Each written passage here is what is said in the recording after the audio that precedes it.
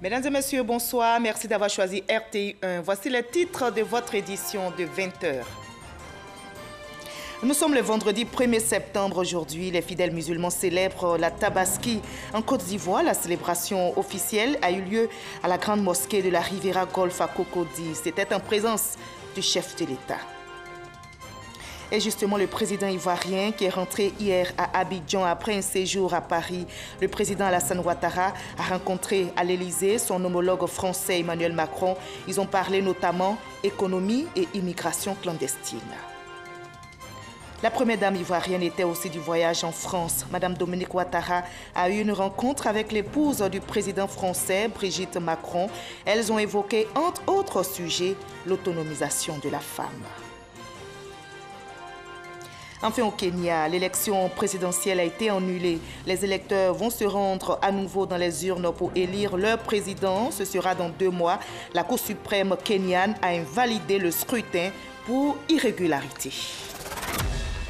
Soyez les bienvenus dans le 20h. Commençons tout de suite par ces images de l'arrivée du président de la République à Abidjan. Le président Ouattara a regagné la capitale économique ivoirienne hier après un séjour à Paris où il a rencontré son homologue français Emmanuel Macron. Les deux chefs d'État ont évoqué plusieurs sujets, notamment l'immigration clandestine qui gagne du terrain. Je vous propose d'écouter le président Alassane Ouattara à son arrivée hier à Abidjan. Entrons de France où, après quelques jours de congé, nous avons rencontré le président de la République française, le président Emmanuel Macron, et nous avions une forte délégation comprenant le Premier ministre, le secrétaire général de la présidence, le ministre des Affaires étrangères, le ministre des Finances, et bien sûr notre ambassadeur en France. Par ailleurs, Madame Dominique Ouattara, la première dame de Côte d'Ivoire, a eu un entretien avec Madame Brigitte Macron et un déjeuner également de leur côté. Alors ce déjeuner a été l'occasion d'un échange de vues très approfondi, puisque cela a duré pratiquement 1h30 pour évoquer ensemble les questions bilatérales, notamment en matière de coopération, de sécurité, mais également les questions régionales, la préparation du sommet Union européenne-Union africaine et la lutte contre le terrorisme. En matière de coopération bilatérale, nous avons remercié les autorités françaises pour le soutien apporté à la Côte d'Ivoire, pour le financement du programme de développement. C'est un effort de 2 milliards d'euros que la France a consenti, dont 1,4 milliard prévu pour la construction du métro d'Abidjan. Donc c'est un effort important, je crois l'un des plus élevés que la France ait eu à faire dans sa coopération bilatérale, aussi bien au niveau du gouvernement, et aussi au niveau de l'Agence française de développement et au niveau du Trésor français. À cet égard, nous avons fait le point de la réalisation du projet de métro et nous espérons pouvoir lancer les travaux en novembre prochain, fin novembre, à l'occasion de la visite du président Macron et de Madame Macron en Côte d'Ivoire. C'est un projet qui devra aider à décongestionner la ville d'Abidjan. Ce sera la première ligne de métro et bien évidemment après 2020, nous envisageons d'entamer une deuxième ligne de métro. En matière sécuritaire, nous sommes accordés de renforcer la coopération en matière de renseignement, de surveillance et également la France participera à la formation de nos soldats puisque maintenant elle a quasiment 1000 personnes en Côte d'Ivoire au niveau donc des forces françaises déployées en Côte d'Ivoire. Et puisqu'il y a beaucoup de débats sur cette question ces temps-ci, nous avons évoqué ensemble la question de la monnaie et pour indiquer clairement que cette monnaie est la nôtre et que nous la surveillons de très près, qu'elle est une monnaie solide et qui donne satisfaction à la gestion globale de l'économie et des finances et qu'elle permet de tenir compte des besoins des populations, car elle maîtrise l'inflation. Il n'y a rien de pire que l'inflation pour les populations les plus défavorisées. C'est une monnaie également qui a une très forte attraction, puisqu'elle est non seulement dans les 8 États membres de notre Union, l'Union économique et monétaire ouest-africaine, mais elle est utilisée également dans tous les pays voisins et même au-delà. Et nous avons considéré qu'il nous appartient de voir les évolutions que nous voulons entreprendre. Et comme vous le savez, je suis président en exercice de l'Union économique et monétaire ouest-africaine. J'aurai l'occasion de rendre compte de ces entretiens à mes homologues de l'Afrique de l'Ouest. Et nous surveillons de très près l'évolution de la situation extérieure. Et nous considérons qu'aujourd'hui, notre monnaie est solide, elle est appropriée, elle est couverte à 75% par les devises que détient la Banque centrale. C'est quand même quelque chose d'exceptionnel. Très peu de pays couvrent à 30% de leur monnaie en devises. Et en plus de cela, nous avons un matelas de devises correspondant à 5 mois d'importation, alors que la norme habituelle est de 3 mois d'importation. C'est-à-dire que la monnaie, elle est solide et nous avons l'ambition, bien sûr, d'élargir cette union et d'aller vers une monnaie de la CEDEAO en temps opportun. Donc c'était un entretien important sur la coopération bilatérale et régionale. Et en même temps, parlant de coopération régionale, nous avons évoqué la lutte contre le terrorisme, les efforts faits par tous, et la réunion récente que le président Macron a organisée avec les pays européens et le Tchad et le Niger pour nous féliciter des conclusions de cette rencontre.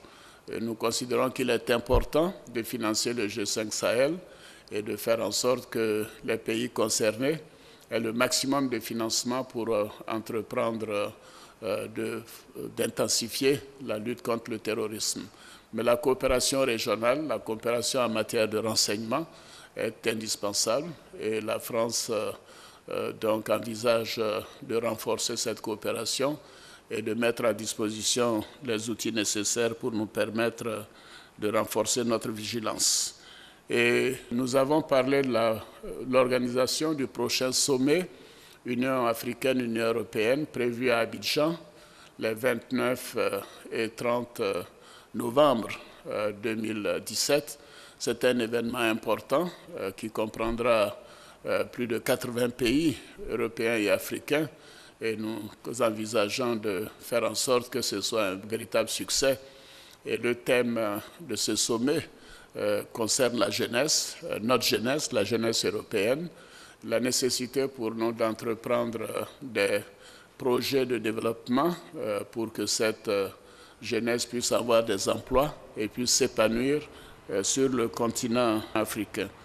Je voudrais dire que cette rencontre a été très fructueuse et je me réjouis aussi de ce que Mme Ouattara et Mme Macron aient pu échanger de leur côté. Et je voudrais, avant de terminer, remercier ma délégation qui a fait un important travail de préparation de cette rencontre qui a été proposée par le président Macron et aussi remercier le président Macron et les autorités françaises pour leur disponibilité et pour le soutien qu'il nous a apporté au niveau de notre pays. Je suis content d'être de retour et de reprendre le travail, Monsieur le Vice-président. Je voudrais donc souhaiter à chacune et chacun de vous une bonne fête de Tabaski et que donc Dieu continue de protéger notre beau pays.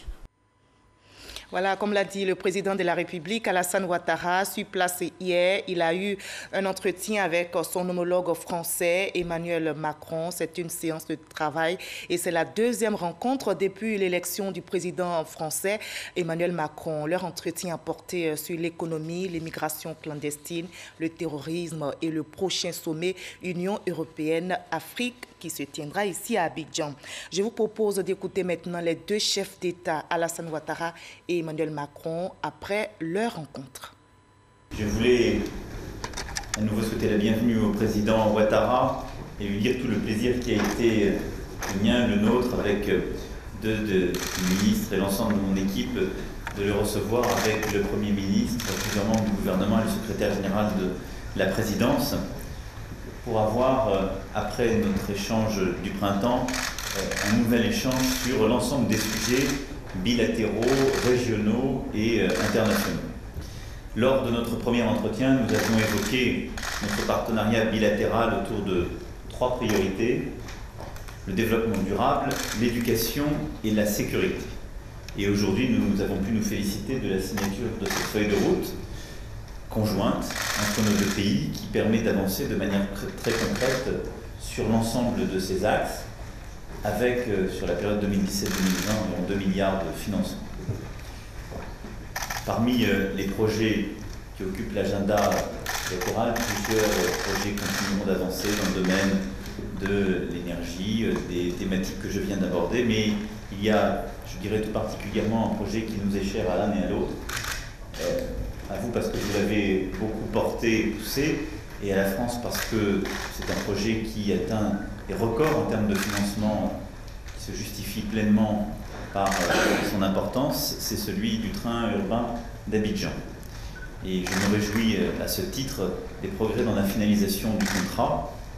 C'est un projet qui représente vraiment une offre française sans précédent, alliant toutes les technologies de nos entreprises et qui permettra, je crois, vraiment un aménagement urbain d'Abidjan profondément différent et qui est très cohérent avec notre objectif de développement durable et la feuille de route qui est la nôtre. Je crois que c'est une manière, au-delà de l'engagement que vous aviez réitéré autour de l'accord de Paris, une façon de mettre concrètement en acte cet accord et, au-delà de notre travail diplomatique commun, de pouvoir agir sur le terrain. Nous avons abordé les autres volets de la feuille de route, notamment donc les actions en matière d'éducation, la réforme du secteur de la sécurité, et là aussi je suis confiant sur le fait que nous puissions avancer sur ces volets, en particulier tous les efforts qui sont faits par votre pays en termes de biométrie, d'un meilleur contrôle des flux qui sont extrêmement importants. Ensuite, nous avons avec le président Ouattara évoqué l'avenir de la zone franc. Nous savons que aujourd'hui, la zone franc offre aux pays de l'Union économique et monétaire d'Afrique de l'Ouest, mais aussi d'Afrique centrale, une stabilité monétaire, mais qui n'est pas sans certains défis. Il y a des tensions politiques chez certains. Il y a aussi un sujet de change qui se pose pour votre région comme pour la zone euro. À ce titre, nous avons donc décidé d'initier une réflexion commune et constructive. Le président Ouattara a eu plusieurs vies et ces vies lui ont donné une expertise, je crois, inédite en la matière, dans la région. Nous partageons, je crois, une vision commune sur tout l'intérêt de la zone. Je crois qu'il faut la moderniser, ouvrir une nouvelle voie avec beaucoup de pragmatisme. C'est ce dans quoi nous souhaitons nous engager ensemble. Nous avons également abordé les questions régionales, le développement et la consolidation de la CEDEAO et de l'Union africaine, et évidemment la préparation du sommet Union européenne-Afrique qui se tiendra à Abidjan fin novembre, auquel j'aurai le plaisir de me rendre. Et c'est ce sommet qui doit aussi jeter les bases de la refondation du partenariat entre nos 2 continents, un partenariat avec un cadre plus moderne, davantage tourné vers les attentes de la jeunesse africaine et européenne, et qui permettra de jeter les bases de programmes communs en termes d'éducation, là aussi, de formation, d'échanges universitaires, de développement économique et d'un meilleur contrôle des migrations. Enfin, dernier point, nous avons évoqué les suites du sommet qui s'est tenu à Paris en début de semaine et qui nous a conduit à réunir avec plusieurs partenaires européens et l'Union européenne la Libye, le Tchad et le Niger, puisque la Côte d'Ivoire fait partie des pays d'origine de ces migrations. Et à ce titre, je souhaite que nous puissions développer tous les partenariats là aussi pour, en particulier au sein de la CEDEAO, davantage contrôler d'abord ces flux migratoires, ce que permettront vos réformes, inciter par une politique de développement volontariste les jeunes ou les moins jeunes à rester pour réussir, se développer et avoir une vie stable dans leur pays d'origine, mais également lutter ensemble contre tous les réseaux de passeurs et les trafiquants qui, dans la région, font un mal considérable et ne sont pas sans lien avec le financement du terrorisme. Et donc je souhaite que le président Ouattara de la Côte d'Ivoire soit pleinement associé à l'initiative de début de semaine, telle que je l'avais d'ailleurs annoncé. C'est l'étape suivante, un travail extrêmement fin de développement économique, de développement culturel, mais également de développement d'éléments de sécurité et de contrôle des migrations dans toute la région, dont l'Europe a besoin et qui est la part préventive de ce que nous vivons et de ce que subit, je dois le dire, aujourd'hui, l'ensemble de l'Afrique. Nous l'évoquions en début de semaine, on ne peut pas accepter qu'il y ait aujourd'hui des millions d'Africains qui prennent des risques considérables pour leur vie, mais qu'il y ait surtout des dizaines de milliers d'Africains qui meurent ou dans le désert ou dans la Méditerranée, parce qu'ils ne peuvent avoir une vie normale et un développement normal dans leur pays, et parce qu'ils sont l'objet de la manipulation de ces trafics. Et ça, c'est aussi l'un de nos combats communs. Vous le voyez, qu'il s'agisse de la relation bilatérale, régionale, ou des grandes problématiques qui unissent le présent et l'avenir de l'Afrique et de l'Union européenne, eh bien, nos deux pays sont pleinement engagés dans ces combats et nos deux pays sont pleinement déterminés à agir de concert. Et je le dis ici, un moment important pour la Côte d'Ivoire, en saluant le travail qui a été fait par le président Ouattara depuis qu'il est aux responsabilités. Il a pris un pays qui était profondément déstabilisé par une situation politique complexe, il l'a rétabli, et la France fera tout pour que jusqu'à l'issue de son mandat, il puisse conduire les réformes essentielles pour son pays et pour la région. Tout. Je vous remercie, et Monsieur le Président, je vous remercie une fois encore.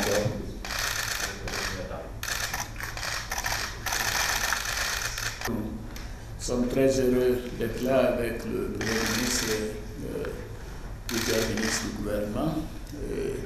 Nous avons eu des échanges fructueux sur les questions de coopération bilatérale, vous l'avez indiqué.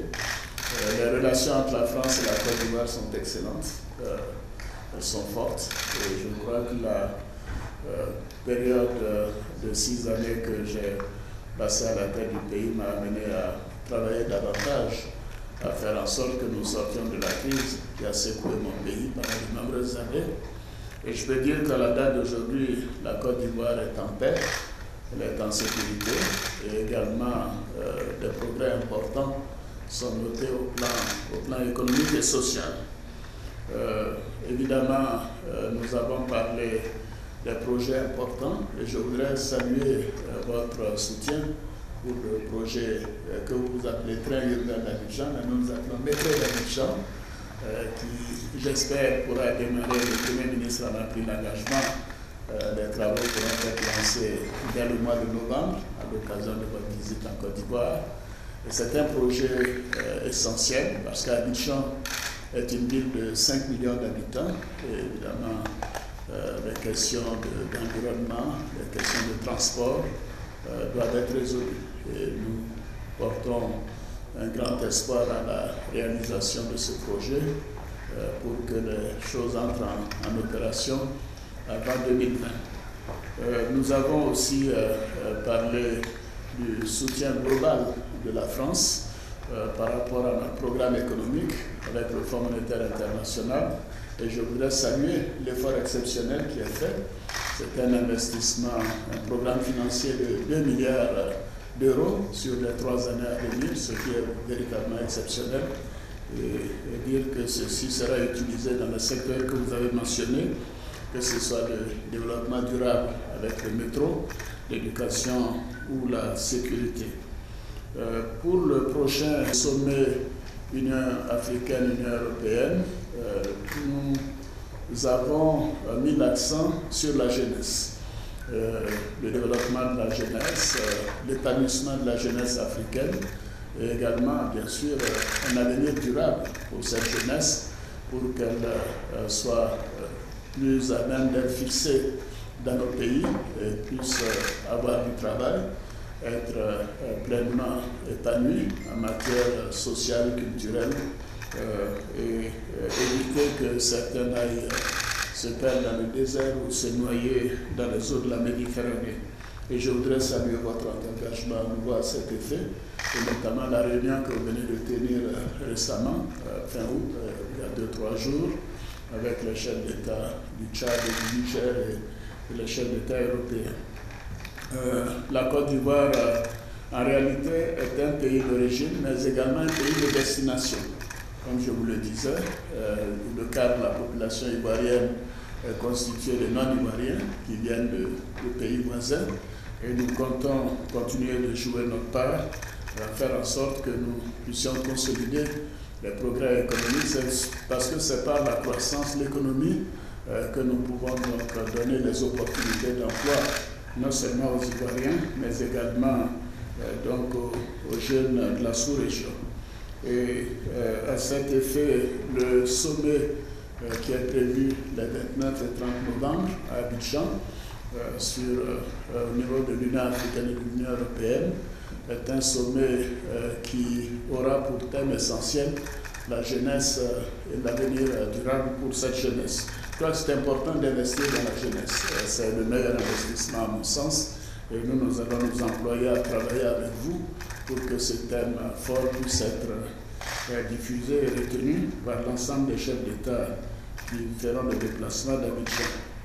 Monsieur le Président, nous avons bien évidemment parlé de la lutte contre le terrorisme et l'extrémisme et dire que nous condamnons l'attaque de Ouagadougou et de Barcelone. Et en ce qui nous concerne, nous continuons d'être très vigilants par rapport à cette situation. Et nous saluons l'engagement de la France dans la lutte contre le terrorisme et surtout vos initiatives concernant le G5 Sahel. En ce qui concerne la coopération monétaire, je suis le président en exercice de la conférence des chefs d'État de l'UEMOA et à ce titre, nous avons évoqué les défis qui sont les nôtres, mais j'ai tenu à souligner que notre zone monétaire est une zone solide. Elle est solide, que c'est une zone où la couverture monétaire est de plus de 75%, comme vous l'avez déjà eu, plusieurs chapeaux Canadi et évidemment ancien gouverneur de la Banque centrale. Pour moi, la couverture de la monnaie est un élément essentiel. Et nous couvrons quand même les 3/4 de nos émissions monétaires et la Banque centrale a plus de 5 mois d'importation en devises, ce qui veut dire que c'est une zone solide, il n'y a pas d'inquiétude et que par conséquent, les chefs d'État, bien sûr, sont très vigilants à regarder de près l'évolution des marchés extérieurs et également donc de notre avenir par rapport à l'intégration avec comme objectif l'élargissement de cette zone, puisque au niveau de la CEDEAO, nous prévoyons une zone monétaire de la CEDEAO. Tout ceci devra faire l'objet d'études de notre part. Mais essentiellement, la monnaie commune que nous avons est une monnaie qui rend service au peuple africain, qui est une monnaie appréciée, et une monnaie qui circule dans les pays voisins, alors qu'aucune des autres monnaies ne circule chez nous. C'est-à-dire que c'est une monnaie qui a une certaine attractivité, et je voudrais me féliciter de cette évolution et dire que notre zone continuera d'être gérée de manière rigoureuse et de s'ajuster par rapport aux difficultés extérieures. Monsieur le Président, je voudrais terminer en vous remerciant de me recevoir à nouveau au nom de la délégation qui m'accompagne et vous dire combien nous tenons à ce que la réussite de votre propre action que j'ai suivie, j'ai lu intégralement votre discours, donc au Seigneur des ambassadeurs, je voudrais m'en féliciter. La place que vous donnez à l'Afrique, à la lutte contre le terrorisme, à la nécessité de rapprocher les peuples. Et je crois que tout cela est totalement en convergence avec nos propres buts. Et je vous souhaite beaucoup de succès et vous dire que nous vous attendons en Côte d'Ivoire en novembre prochain. Merci, Monsieur le Président.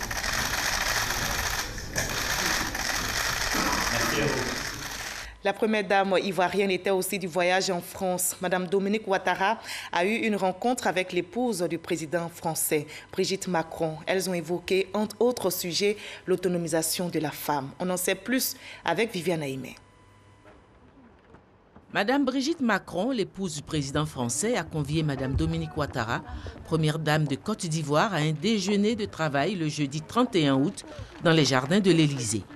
Lors de cette rencontre, l'épouse du président Emmanuel Macron et Madame Dominique Ouattara ont échangé sur la mise en place d'un fonds vert pour les femmes, en vue de participer à leur autonomisation et leur donner les moyens de conduire sur le terrain des initiatives écologiques de développement responsable et solidaire. Lors du prochain sommet Afrique-Union européenne qui se tiendra au mois de novembre prochain ici à Abidjan, le Fonds vert pour l'Afrique, initiative du célèbre acteur et ancien gouverneur de Californie Arnold Schwarzenegger, sera officiellement lancé.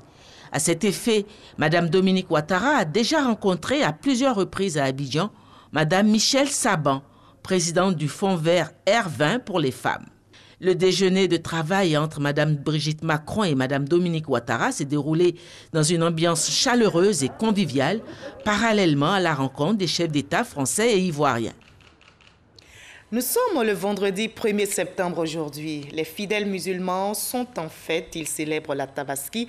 Ici en Côte d'Ivoire, la célébration officielle de l'Aïd el-Kébir a eu lieu à la grande mosquée de la Riviera Golf à Cocody. Le président de la République, Alassane Ouattara, s'y est rendu pour la prière. Mama Traoré, Viviane Aimé. Si la plus grande fête de l'année pour le croyant musulman est l'Aïd el-Kébir ou la Tabaski, célébrée généralement le 10e jour du dernier mois du calendrier lunaire musulman, cette année, cette date correspond au vendredi 1er septembre. Un hasard du calendrier perçu comme une coïncidence heureuse par les fidèles musulmans venus en grand nombre ce jour à la grande mosquée de la Riviera Golf. Double événement à la fois vendredi, un grand jour vraiment de la semaine, et un jour encore vraiment qui tombe encore sur le jour vraiment de Eid el-Adha, deux jours, je dirais, deux choses grandes dans la vie de l'islam et pour les musulmans. On ne peut vraiment que rendre grâce à Allah le Tout-Puissant. C'est un jour plein de grâce pour tous les musulmans du monde et en particulier de la Côte d'Ivoire. Ça va nous faire deux prières. On va faire la prière surrogatoire et après on va faire le Juma, prière du Juma. Voilà. Cadre de célébration officielle des fêtes musulmanes, la grande mosquée de la Riviera Golf a enregistré la présence des plus hautes autorités de l'État, avec à leur tête le président de la République Alassane Ouattara. Conformément à la tradition religieuse, le chef de l'État et les autres fidèles ont accompli les 2 rakats de prière officiés par l'imam Mamadou Traoré. Le guide religieux a par la suite instruit l'Assemblée sur la portée spirituelle de l'Aïd el-Kébir. On peut tirer 2 grands enseignements. Le premier, c'est la soumission exemplaire du Fils comme du Père à l'ordre divin qui est le sens même du mot islam. Car l'islam signifie soumission totale à Allah subhanahu wa ta'ala. Le second grand enseignement, c'est qu'Allah subhanahu wa ta'ala a récompensé Ibrahim alayhi salam en épargnant son fils et en honorant lui et toute sa descendance dont sont issus tous les prophètes et messagers venus après lui. En vérité, un homme ne se prive jamais d'un désir personnel en vue de plaire à Allah subhanahu wa ta'ala sans qu'Allah subhanahu wa ta'ala ne lui donne une récompense, une compensation meilleure. À la suite de ce sermon, l'imam Mamadou Traoré a imité le sacrifice du prophète Ibrahim en immolant un bélier blanc. Le chef de l'État s'est pour sa part dit édifié par les enseignements prônés par l'homme de Dieu. La fête de la Tabaski est un jour important, non seulement pour la communauté ivoirienne dans sa totalité, mais pas seulement pour les musulmans, mais également pour tous. Et je voudrais le remercier pour les prières qu'il vient de faire et surtout ces mots concernant les difficultés que notre pays a vécues ce premier semestre de l'année, en janvier et en mai, et que ces difficultés sont derrière nous grâce à leurs prières, toutes religions confondues. C'est un moment important pour notre pays de tourner la page de ces douloureux événements. Et je remercie l'imam, je remercie les musulmans, je remercie toutes les confessions religieuses pour les prières qui ont été faites à cette occasion. En tant que responsable de l'État, je peux donner l'assurance à nos concitoyens que nous continuerons de veiller à leur sécurité et que Dieu, Allah, protège la Côte d'Ivoire et bénisse tous les Ivoiriens. Amen. Cette célébration officielle de la fête de la Tabaski a également vu la présence des leaders d'autres confessions religieuses, un symbole de l'entente interconfessionnelle, félicité par le président Alassane Ouattara à la fin de la prière. Dans l'esprit de réjouissance voulu par la Tabaski, le chef de l'État s'est permis un bain de foule avant de quitter la grande mosquée de la Riviera Golf. Des fidèles musulmans se sont aussi retrouvés à la mosquée de l'ancien camp militaire d'Akwedo pour prier en ce jour de la Tabaski. Le ministre d'État, ministre de la Défense, Ahmed Bakayoko, y était ce matin. À la fin de la prière, il a invité les soldats à la cohésion, à l'unité au sein de l'armée. Abou Sanogo. Elle est la fête la plus importante de l'islam. Elle commémore la volonté d'Abraham de sacrifier son fils Ismaël comme acte de soumission à Dieu.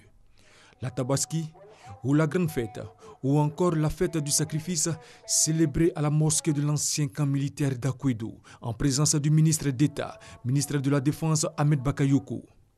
Une prière de 2 rakats dirigée par l'aumônier principal Mohamed Doli, qui a dans son sermon expliqué le sens du sacrifice d'Abraham, puis invité les forces armées à la réconciliation, à la cohésion et à la crainte de Dieu.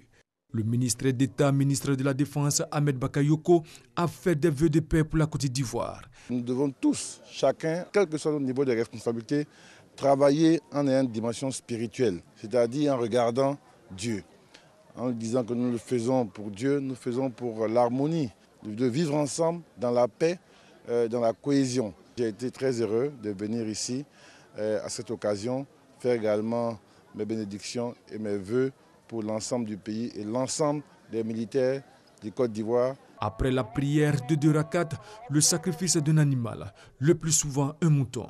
La fête de la Tabaski ou l'Aïd el-Kébir ou la grande fête marque également la fin du pèlerinage à la Mecque en Arabie Saoudite. Elle a lieu le dernier mois du calendrier musulman. L'Aïd el-Kébir a été aussi célébré à l'intérieur du pays. Je vous conduis maintenant à Divo, où le ministre Amédée Kouakou ainsi que d'autres personnalités se sont joints à la communauté musulmane pour célébrer la fête de la Tabaski. Francis Boifou. Divo, région du Lodibois. Le ministre des Infrastructures économiques représentant le chef de l'État était aux côtés des fidèles musulmans pour célébrer la fête de la Tabaski. Occasion pour les guides religieux d'appeler les musulmans à l'union, la solidarité et faire du vivre ensemble leur priorité. Rien ne peut se faire dans la division. C'est pour ça que le chef de l'État, tous les jours, il dit que la Côte d'Ivoire doit devenir émergente. Ça veut dire qu'on doit avoir des routes, des écoles, des centres de santé, de l'eau, de l'électricité pour tout le monde.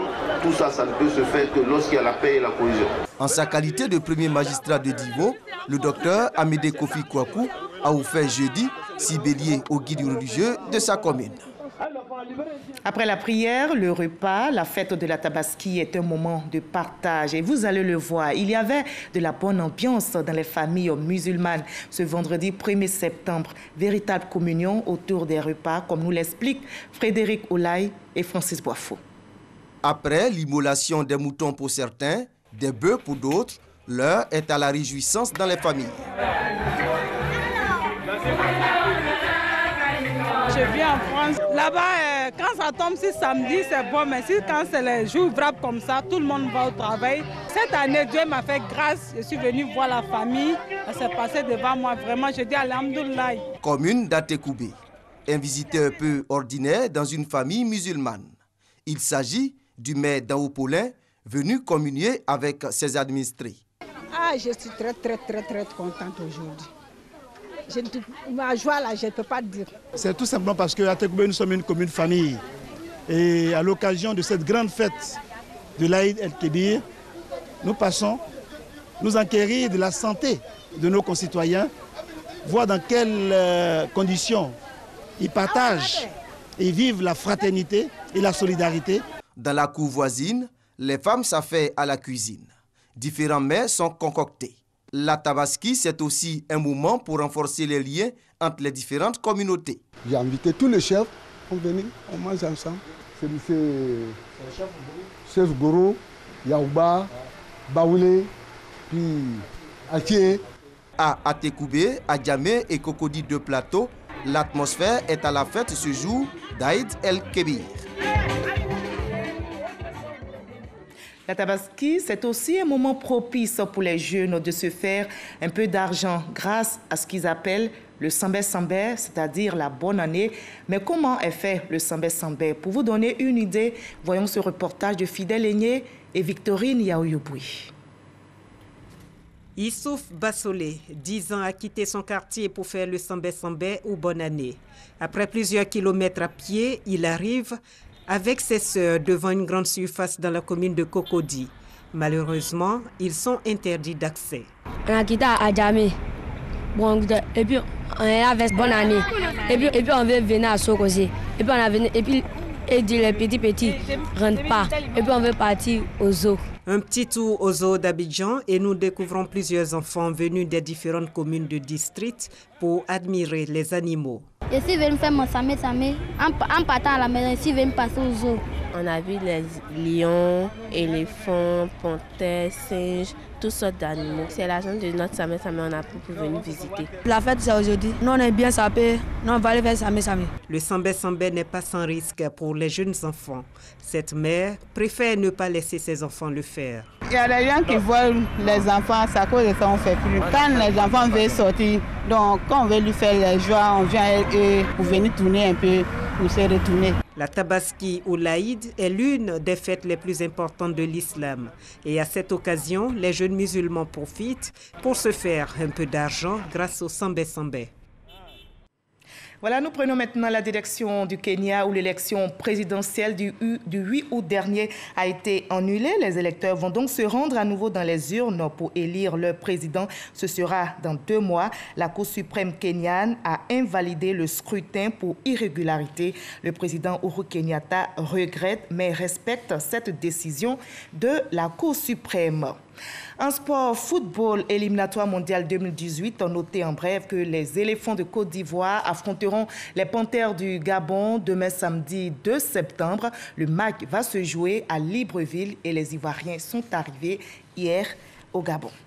En athlétisme, pour terminer, notez que l'Ivoirienne Marie-Josée Talou vient de remporter une autre médaille d'argent au Diamond League en Angleterre après les 2 autres médailles obtenues au championnat du monde d'athlétisme. Notre triple médaillé d'argent rentre à Abidjan demain samedi à 17h40.